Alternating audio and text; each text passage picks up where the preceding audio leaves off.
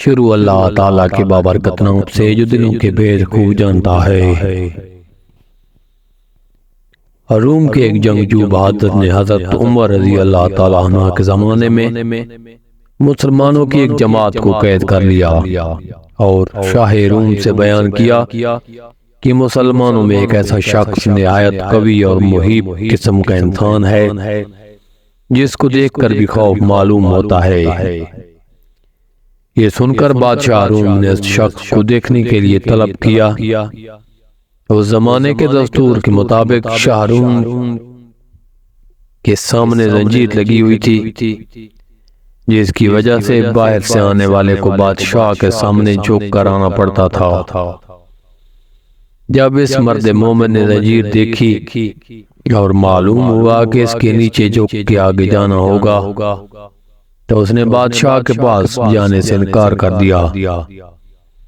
تب روم کے شاہ نے اس زنجیر کو اٹھانے کا حکم دیا تاکہ وہ شخص اس کے پاس آ سکے، جس سے اس کو دیکھنا اور اس سے باتیں کرنا منظور تھا۔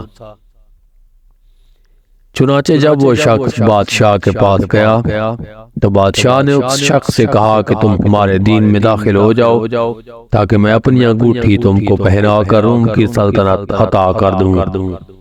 یہ سن کر اس مرد مومن نے کہا کہ دنیا کا آخر کتنا حصہ تیرے قبضے میں ہے؟ بادشاہ کہنے لگا دنیا کا تقریباً تہائی یا چوتھائی حصہ میرے قبضے میں ہے۔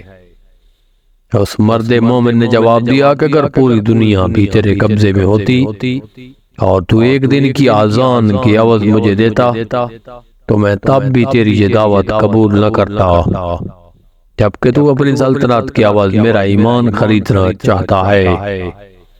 بادشاہ نے یہ سن کر دریافت کیا کہ آذان کیا چیز ہے تو مرد مومن نے اس کے سامنے آذان کے کلمات پڑھے۔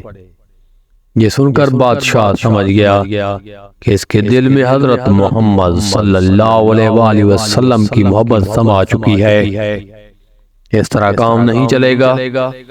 یہ سوچ کر اس نے حکم دیا کہ ایک دیگ میں پانی کھولا کر اس شخص کو اس میں ڈال دیا جائے تاکہ کھولتے پانی میں اس کا کام تمام ہو جائے یا خوف کھا کر اپنے دین سے پھر جائے۔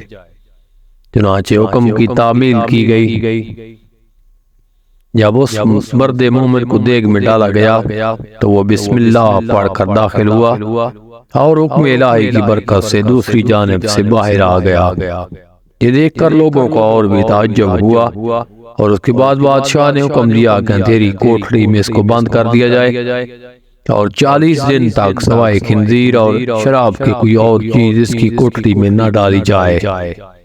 چنانچہ اس کی تعمیل کی گئی اور جب 40 روز کے بعد کوٹھڑی کھولی گئی تو لوگوں نے دیکھا کہ جو کچھ اس میں ڈالا گیا تھا اس میں سے مرد مومن نے کچھ بھی نہیں کھایا۔ تو دریافت کیا گیا آخر تو نے اس میں سے کیوں نہیں کھایا، حالانکہ شریعت محمدی میں ایسی ضرورت کے وقت اس کا استعمال جائز ہے۔ مرد مومن نے جواب دیا کہ اگر میں اس میں سے کچھ کھا لیتا تو تم کو خوشی ہوتی، میرا مقصد تو تم کو غصہ دلانا ہے۔ پھر بادشاہ نے اس سے کہنے لگا کہ اچھا اگر تو مجھے سجدہ کر لے تو میں تجھے اور تیرے ساتھیوں کو چھوڑ دوں گا۔ یہ سن کر مرد مومن نے جواب دیا کہ حضرت محمد صلی اللہ علیہ وآلہ وسلم کے دین میں خدا کے سوا کسی کو سجدہ کرنا درست نہیں ہے۔ اس کے بعد بادشاہ نے کہا اچھا پھر تم میرا ہاتھ چومو کہ میں تم کو اور تمہارے ساتھیوں کو رہا کر دوں۔ مرد مومن نے جواب دیا کہ ہاتھ کا بوسہ دینا صرف باپ اور سلطان عادل اور استاد کے لیے جائز ہے، دوسروں کے لیے نہیں ہے۔ پھر بادشاہ نے کہا اچھا میری پیشانی کو بوسہ دو، تو اس پر مرد مومن نے جواب دیا کہ ہاں یہ ایک شرط کے ساتھ ممکن ہے۔ بادشاہ نے کہا جس طرح تم کو منظور ہو۔ پس مرد مومن نے اپنی آستین اس کی پیشانی پر رکھی اور اس کو چوم لیا، اس نیت سے کہ میں اپنی آستین کو بوسہ دے رہا ہوں۔ اس کے بعد بادشاہ نے اس مرد مومن اور اس کے ساتھیوں کو بہت سارا مال دے کر رہا کر دیا اور حضرت عمر رضی اللہ تعالی عنہ کو خط لکھا کہ اگر یہ شخص ہمارے شہر میں ہمارے دین پر ہوتا تو ہم اس کی پرستش کیا کرتے۔ چنانچہ جب وہ شخص مرد مومن حضرت عمر کی خدمت میں حاضر ہوا تو آپ رضی اللہ تعالی عنہ نے حکم دیا کہ مال سب کا سب اپنے حصے کے لیے مخصوص نہ کر لو، بلکہ اس میں سے رسول اللہ صلی اللہ علیہ وآلہ وسلم کے شہر کے لوگوں کو بھی شامل کر لو۔